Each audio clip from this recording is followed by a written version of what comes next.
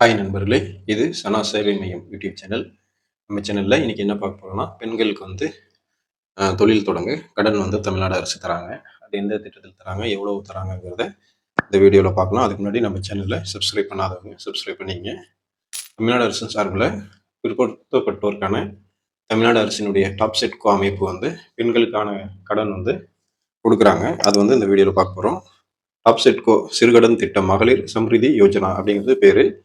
இந்த திட்டத்திற்கு கீழே சுய உதவி குழுவில் வந்து உறுப்பினராக உள்ள மகளிருக்கு கடன் உதவி வழங்கப்படும் அப்படின்னு சொல்லியிருக்காங்க. ஒரு குழுவில் வந்து அதிகபட்சமாக வந்து 20 பேர் வந்து உறுப்பினராக இருக்கணும்.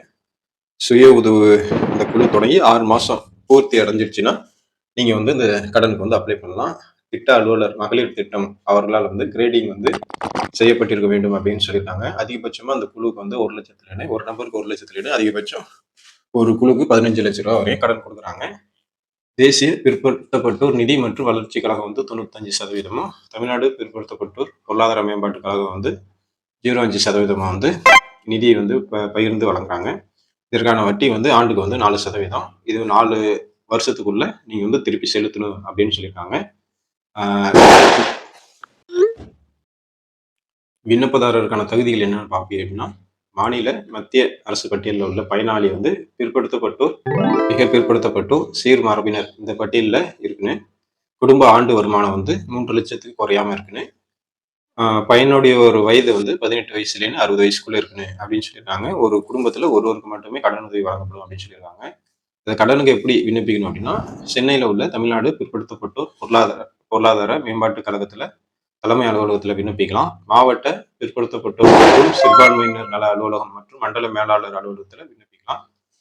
அதே போல கூட்டுறவு சங்கங்களின் இணைப்பதிவாளர் அலுவலகத்துல விண்ணப்பிக்கலாம். கூட்டுறவு கடன் சங்கங்கள் வங்கிகள்ல விண்ணப்பிக்கலாம் அப்படின்னு சொல்லியிருக்காங்க. நீங்க கடன் தேவைன்னா உங்களுக்கு என்னென்ன ஆவணங்கள் வந்து நீங்க ஒப்படைக்கணும் அப்படின்னா, உங்களுடைய வகுப்பு சான்று, வருமான சான்று, இருப்பிட சான்று, அதே போல முன்னணி நிறுவனத்துல என்ன பிசினஸ் பண்றீங்களோ அது திட்டத்திற்கான மதிப்பீடு, திட்ட அறிக்கை, குடும்ப அட்டை, அதே மாதிரி போக்குவரத்து வாகனங்களுக்கான கடனா இருந்தா ஓட்டுநர் உரிமம், அதே போல நிதி பெறுவதற்கான ஆவணங்கள், வங்கி கோரும் அடமானத்திற்கான ஆவணங்கள் கேட்குறாங்க, ஆதார் அட்டை.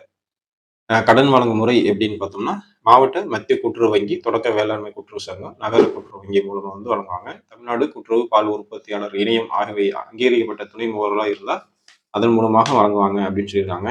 உங்களுக்கு வந்து பெண்களுக்கு தொழில் தொடங்க கடன் தேவைப்படுச்சு அப்படின்னா இந்த திட்டத்துல நீங்க விண்ணப்பிச்சு இந்த கடனை பெற்றுக்குங்க. நன்றி.